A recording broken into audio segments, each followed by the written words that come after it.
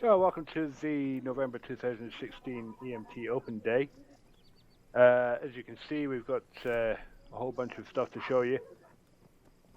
First of all, let me just explain that due to some change arounds in the rank system and all that, we no longer have different divisions. Everyone is part of the paramedic service. As you can see behind me, there are a number of paramedic vehicles for them to choose from. Their main role, everyone's main role in the EMT, now regardless of rank or specialization, is to heal the wounded. That ranges everywhere from a sprained toe all the way up to cerebral contusions and beyond. So as you see behind me, we have a number of EMT vehicles. We have the Ford Raptor, very useful for off-road revives. A couple of SUVs here. We've got the Escalade and the GMC. Pretty standard equipment, has always been. Next, we've got the Dodge Charger. Always been a fairly stable vehicle to use, but on these roads, not so much. Then we have the Ford Crown Vic. Used to be a bit of a favourite among the EMTs, but personal preferences and all that. For those EMTs who pass the additional rapid response training, we have two vehicles. We have the Subaru Impreza and the XR1000 motorcycle.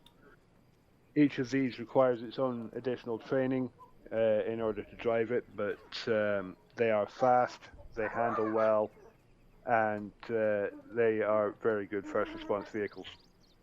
So I guess maybe what is the process of applying to join the EMT service? Alright, well, in order to join the EMT service, you must first have been a civilian for 1 week. Then, of course, it is a matter of just posting your application on the EMT application forums, and one of the chiefs will get back to you with an answer as soon as possible. What's the top speed of the XR1000? Well, the top speed we've clocked at is at least 250 kilometers an hour. That's just on the runway. We haven't actually managed to get it up to its top speed because the runway's not long enough. What is your preferred vehicle? Well, my personal preferred vehicle is actually a helicopter. We do have some in the airfield itself to showcase to you once we've done here. Where the hell is my... As you can see behind me, we have the search and rescue vehicles. These are all notable for being yellow with a red stripe. Basically, these are transport for the search and rescue specialists who they specialize in rescues in forest areas, hill areas, and offshore. We have the Humvee, and again, the SAR has its own Raptor and Escalade. Again, off-road vehicles, basically because that's where the majority of SAR rescues happen. To the right of those, we have the fire vehicles. Again, same vehicles as search and rescue, but obviously repainted in fire colours, denoted by the red vehicle with the white stripe. Now, if you look behind you, Peter, we have a couple of fire engines as well. These are for the the bigger rescues, as it were. Multi-vehicle accidents, plane crashes, and all that sort of stuff. We've got the red one here, which Deputy Chief Robin is standing in front of, which is used for the normal fires, car fires, plane crashes, house fires, anything like that. You'll also notice that Robin's holding a nice piece of kit in his hand, which is the Jaws of Life. This is for essentially removing any casualties who are stranded in their car after it's been involved in an accident and can't get out by themselves. the lovely piece of kit that the EMTs use in, any sort of multi-vehicle pile-ups and that sort of stuff. Even when someone's just wrapped a car around a light pole or something like that, just employ the jaws of life and they pop straight out of it. The yellow fire truck to your left there, this is one that is reserved for hazardous materials accidents, whether it's spilled chemicals or oil spills and all that sort of stuff after a plane crash or a boat accident. Less so after a boat accident, but if one washes up ashore, then we usually deploy hazmat to take care of any fuel spills. Okay, and what would be the process of joining a specialist group of either the fire department or the search and rescue teams? Okay, well, the fire department and the search and rescue teams have their own individual training.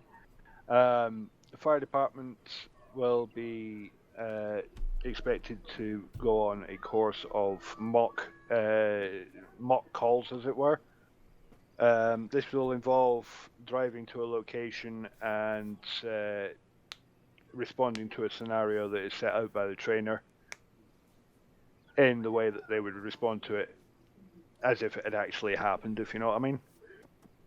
The search and rescue training consists of two parts. First of all, you got the diver training, which is required for anyone in search and rescue because we obviously deal with offshore casualties, which are those that have either crashed their aircraft offshore or have fallen off of their boat and can't get anywhere by themselves. The diver training obviously makes the trainee aware of his diving equipment, what he needs, how to take care of it, how to maintain it, and obviously test their ability to go down to the bottom of any body of water and recover lost items. Because obviously when you die, you drop your items where you die, and if they drop in the water, they drop to the bottom. The second part of the training involves advanced pilot training and advanced diver / winchman training. This tests the trainee's ability to pilot aircraft at low altitudes and hover at low altitudes, so that divers can jump out into the water. The winchman can actually fast rope out of the aircraft in the middle of a forest. It basically tests them in all three positions to make sure that they are ready for all aspects of the search and rescue job, as it were. And if someone was thinking of joining the EMT service and they wish to join the fire department or the search and rescue, are there any extra requirements or anything like that that they need to take into account when thinking about this? Just a time requirement, really. The fire department and search and rescue departments, well, I say departments, the specialist training for them is, obviously time sensitive. They can't join straight into a department or a specialization because we need to make sure that they know what they're doing as a paramedic first. Because obviously we can't have people, diving into the water and not knowing what to do with the casualty when they get to it. Of course. So is there a time constraint, like how long that the person has to be working as an EMT? Yeah, I believe, say for example, for the first response training, I believe the trainee would have to be a full EMT for a course of at least 1 week. Okay. I believe for search and rescue training, it goes up to about 2 weeks. Fire training, I believe, is a week as well. Okay. And is there any extra training within them? So, for example, the fire department, is there extra training for certain difficulties? Like, for example, the fire trucks in comparison to maybe the hazmat materials? Is there specialist training towards those kind of situations? Well, hazmat will have its own training. It doesn't at the moment, but it will have its own training program separate from the fire training. It will require the fire training to be able to have hazmat training, but as I say, that's not actually implemented yet. Go ahead. Obviously, the search and rescue are highly trained divers. That's right. Now, has the EMT service ever thought about offering a basic training to civilians to try and avoid them having accidents while diving to the I shipwrecks agree. and stuff like that? Do you mean actually like a dive training program for Yeah. civilians? Yeah, I mean, there's that's always a possibility. I mean, if they came to us and asked, what can we do to avoid having to call you guys out at sea, then yeah, I'm pretty sure I don't mind tagging him. My car is actually right next to us. I don't mind driving from behind.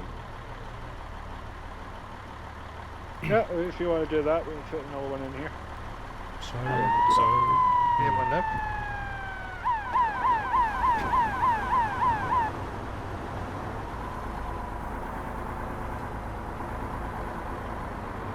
Shit, someone needs to open this barrier. I'm on it.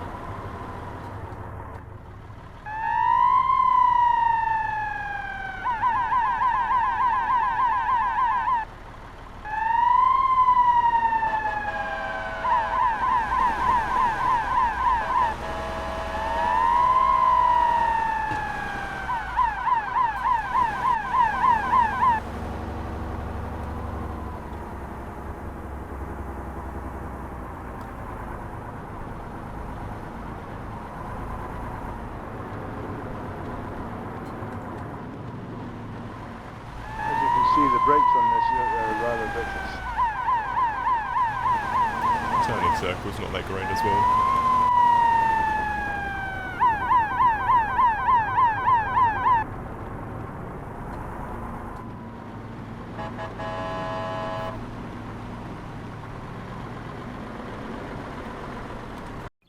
Okay, so welcome to the EMT airwing.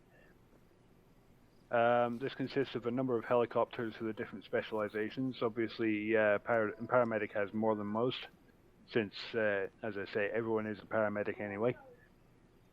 For the EMT pilots, we do have our own pilot test before you can take a chopper out. So again, it's not a case of join EMT and straight away be able to pilot. Normal starting helicopters are the two you see here, the EMT MH9 and the Bell 206B Jet Ranger. These are the ones that people take their test in, and the first helicopters that they will get to fly around in order to respond to calls.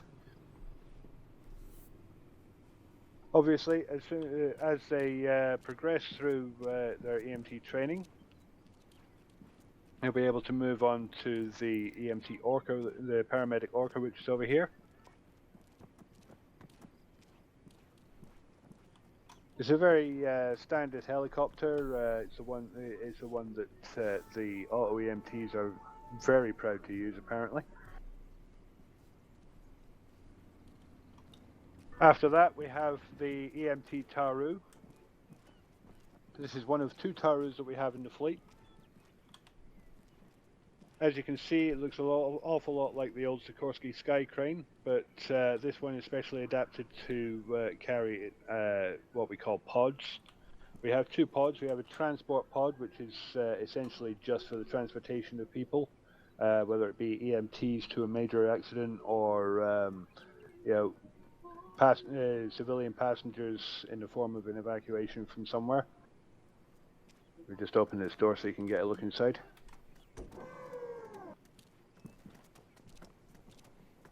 Okay. As you can see, there's plenty of seating in there for a number of civilians, as I say, in the case of an evacuation from anywhere. For whatever reason, if there's maybe bit of zombie apocalypse going on in a highly populated area, we will go in and drop the pod while the civilians load in, and then we'll come back and pick it up after it's fully loaded. The other pod that we have is the treatment pod.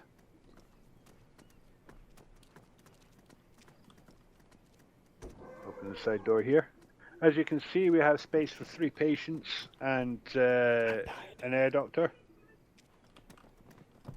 Okay. Yeah, as you can see, we've got space for three casualties, and as Robin is quite properly modelling there, a flight doctor, or a casualty that's not too badly wounded and can sit under their own power. As you can see, we have a couple of heart monitors here that we can hook up with wires to each of the different stretchers. In the cabinets there, we have all the dressings that we need, and I believe in that top right cabinet we've got some defibs in there as well to help keep people alive a little bit longer while we get them to hospital. And those are the paramedic helicopters. So here we have the fire department Taru. Basically, this requires the fire training and the pilot training. We do somewhere have a water tank for this, but it doesn't appear to have been made available. I think it's actually in the shop at the moment. Getting some repairs done to it. As we move over here, we go into the search and rescue specialty. Now, these are specialist vehicles, specialist air vehicles. Gunshots. First off, we have the search and rescue Hellcat. This comes equipped with forward-looking infrared camera and a night sun spotlight. This basically enables us to find people in densely wooded areas, and at sea when needed. They do have their own roles. Both of these aircraft. The Hellcat is more used for inland rescues, and the Mohawk there is used for more coastal rescues. What we would normally do with the Hellcat is fly over an area that's where the casualty is, and then have a winchman fast rope down to locate and treat the casualty while the pilot finds somewhere clear to land. Okay. With the Mohawk here, we concentrate more on the coastal and offshore rescues. What would happen is the Mohawk would fly to the area where we have reports of a casualty.